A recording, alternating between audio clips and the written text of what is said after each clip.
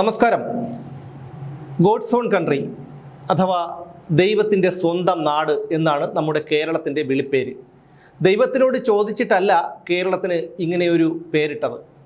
ഭാവനാസമ്പന്നനായ ഏതോ ഒരു പരസ്യ കലാകാരൻ ഇട്ടൊരു ക്യാപ്ഷനാണ് ഗോഡ്സ് ഓൺ കൺട്രി. കഴിഞ്ഞ കുറേ കാലം മുമ്പ് വരെ നമ്മുടെ നാട് ദൈവത്തിൻ്റെ സ്വന്തം നാടായിരുന്നു. വയലുകളും പുഴകളും തോടുകളും ഒക്കെയായി പ്രകൃതി ഭംഗിയുള്ള നാട്, സാധാരണക്കാരും നിഷ്കളങ്കരുമായ മനുഷ്യരുടെ നാട്. എന്നാൽ ഇന്ന് സ്ഥിതി മാറി. മതവും രാഷ്ട്രീയവും കലർന്ന് നമ്മുടെ സമൂഹമാകെ മലീമസമായിരിക്കുന്നു. ഒരുപക്ഷെ ഇന്ത്യയിലെ തന്നെ ഏറ്റവും മോശപ്പെട്ട, ജീവിക്കാൻ ഏറ്റവും ഭീഷണിയുള്ള ഒരു സംസ്ഥാനമാണ് കേരളം.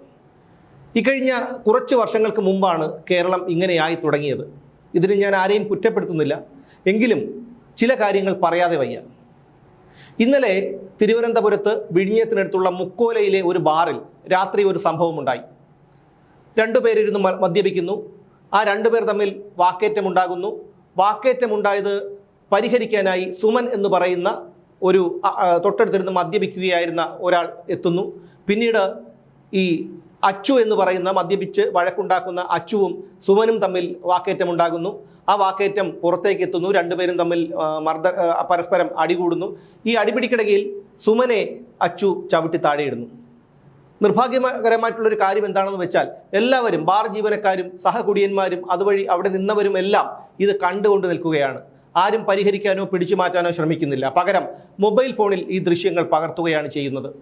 സുമൻ താഴെ വീണതോടെ ഈ അച്ചു എന്ന് പറയുന്ന ഇയാളെ ആക്രമിച്ച അയാളുടെ സഹോദരൻ അനന്തുവിനെ ഫോൺ ചെയ്ത് വരുത്തി.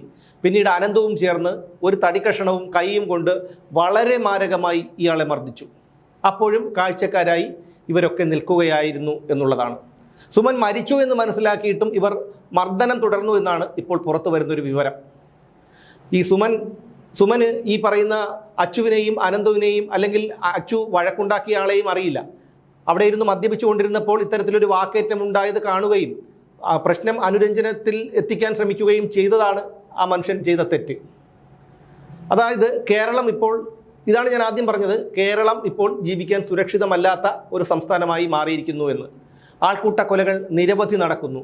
അട്ടപ്പാടി മധുവിൻ്റെ ഒരു ആൾക്കൂട്ട മരണം കേട്ട്, കൊലപാതകം കേട്ട് നമ്മൾ ഞെട്ടിയതാണ്. അന്നൊക്കെ വലിയ രീതിയിലുള്ള ക്യാമ്പയിനുകളുമൊക്കെ നടന്നിരുന്നു. അതിനുശേഷവും എത്രയോ ആൾക്കൂട്ട കൊലപാതകങ്ങൾ കേരളത്തിൽ നടന്നു. ഉത്തരേന്ത്യയിലാണ് ഇത്തരത്തിലുള്ള ആൾക്കൂട്ട കൊലപാതകങ്ങൾ നടക്കുന്നത് എന്നാണ് ഇടത് വലത് പക്ഷക്കാരൊക്കെ പ്രചരിപ്പിക്കുന്നത്. പക്ഷേ നമ്മളൊന്ന് ആത്മാർത്ഥമായി ചിന്തിച്ചു നോക്കൂ. ഇത്തരത്തിലുള്ള കൊലപാതകങ്ങൾ നടക്കുന്നത് കൂടുതലും കേരളത്തിലാണ്.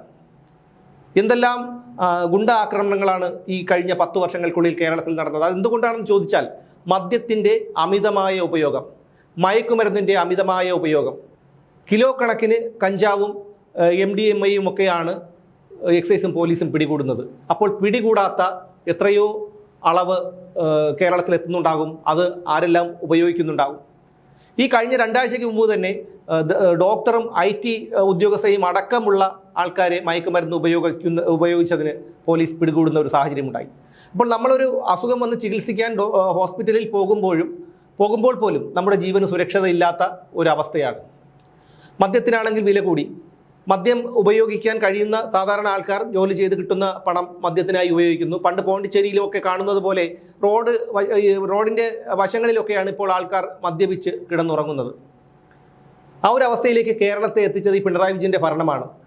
100 കണക്കിന് പുതിയ ബാറുകളും ഔട്ട്ലെറ്റുകളും, ബീവറേജസ് ഔട്ട്ലെറ്റുകളുമാണ് കേരളത്തിൽ പിണറായി വിജയൻ്റെ സർക്കാർ തുറന്നു കൊടുത്തത്. എന്ന് മാത്രമല്ല, പടിയിറങ്ങാൻ പോകുന്ന സമയത്ത് 2 മണിക്കൂർ ബാറുകൾക്ക് അധികം പ്രവർത്തിക്കാനുള്ള അനുമതി നൽകുകയും ചെയ്തു. ഇന്നലെ രാത്രി 12 മണിയോടെയാണ് വിഴിഞ്ഞത്തെ ഈ ബാറിൽ സംഭവം ഉണ്ടായത്.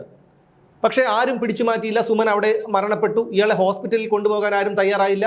ഒടുവിൽ അതുവഴി വന്ന കാർ യാത്രക്കാരാണ് ഇയാളെ വലിച്ച് വണ്ടിയിൽ കയറ്റി ആശുപത്രിയിൽ എത്തിച്ചത്. അപ്പോഴേക്കും അയാൾ മരണപ്പെട്ടിരുന്നു.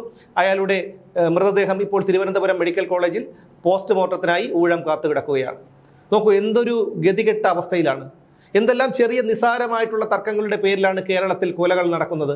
ഞാനോ നിങ്ങളോ ഉൾപ്പെടുന്ന സാധാരണക്കാരൻ്റെ ജീവന് പോലും സുരക്ഷിതത്വമില്ല. റോഡിലിറങ്ങി ഒരാളുടെ നേർക്ക് നോക്കി ചിരിച്ചു കഴിഞ്ഞാൽ അപ്പോൾ അത് തർക്കത്തിലെത്തുകയാണ്. പരിഹസിച്ച് ചിരിച്ചു എന്ന് പറഞ്ഞ് ഒരാളെ കൊന്ന സംഭവം പോലും നമ്മുടെ കേരളത്തിലുണ്ടായി. ഏതൊരു ഭരണകൂടം വന്നാലും ഇനി അവസ്ഥ ഇതുതന്നെയായിരിക്കും. UDF അധികാരത്തിൽ വന്നാൽ ഈ പിണറായി വിജയൻ തുറന്നു കൊടുത്ത ബാറുകളൊക്കെ പൂട്ടാൻ കഴിയുമോ? അല്ലെങ്കിൽ പ്രവർത്തനാനുമതി 2 മണിക്കൂർ അധികം നീട്ടിക്കൊടുത്തത് ആ ഒരു ഉത്തരവ് റദ്ദാക്കാൻ കഴിയുമോ? ഇതൊന്നും നടക്കില്ല. ഇനിയും ഇത് തന്നെ ഇവിടെ നടന്നുകൊണ്ടേയിരിക്കും. ഇത്തരത്തിലുള്ള ക്രൂരകൃത്യങ്ങൾ നിരന്തരം കേരളത്തിൽ നടക്കുമ്പോൾ നമ്മൾ ഗോഡ്സ് ഓൺ കൺട്രി എന്ന ക്യാപ്ഷനിലൂടെ ദൈവത്തെ അപമാനിക്കുകയാണ്. അതുകൊണ്ട് ദയവായി എനിക്ക് പറയാനുള്ളത്, ദയവായി ഈ ക്യാപ്ഷൻ മാറ്റി ഡോഗ്സ് ഓൺ കൺട്രി എന്നോ ഡെവിൾസ് ഓൺ കൺട്രി എന്നോ മാറ്റണം. കാരണം ചെകുത്താന്മാരുടെയും പട്ടികളുടെയും തെരുവ് പട്ടികളുടെയും നാടാണ് നമ്മുടെ കേരളം. വീടിനകത്ത് ഉറങ്ങിക്കിടന്നവരെ പോലും കടിച്ചു കീറിക്കുന്ന തെരുവ് നായകളുള്ള സംസ്ഥാനമാണ് കേരളം. ഇവിടെ എവിടെയാണ് ദൈവത്തിൻ്റെ സാന്നിധ്യം? എന്തായാലും കേരളത്തിൻ്റെ ഈ ഒരു പോക്ക് വലിയ ഗുരുതരമായിട്ടുള്ള ഭീകരമായിട്ടുള്ള അവസ്ഥയിലേക്കാണ്. ഇനി എന്തായാലും ഈ അച്ചുവിനെയും അനന്തുവിനെയും പോലീസ് പിടികൂടി. അച്ചുവിനെ റോഡിൽ വെച്ചും അയാൾ പറഞ്ഞ വിവരമനുസരിച്ച് അനന്തുവിനെ വീട്ടിൽ ചെന്നുമാണ് പിടികൂടിയത്. ഒരു പ്രശ്നവുമില്ല. 2 ആഴ്ച ജയിലിൽ റിമാൻഡിൽ കഴിയും. അത് കഴിയുമ്പോൾ ജാമ്യത്തിലിറങ്ങും. ജാമ്യത്തിലിറങ്ങുമ്പോൾ വീരപരിവേഷം കിട്ടും.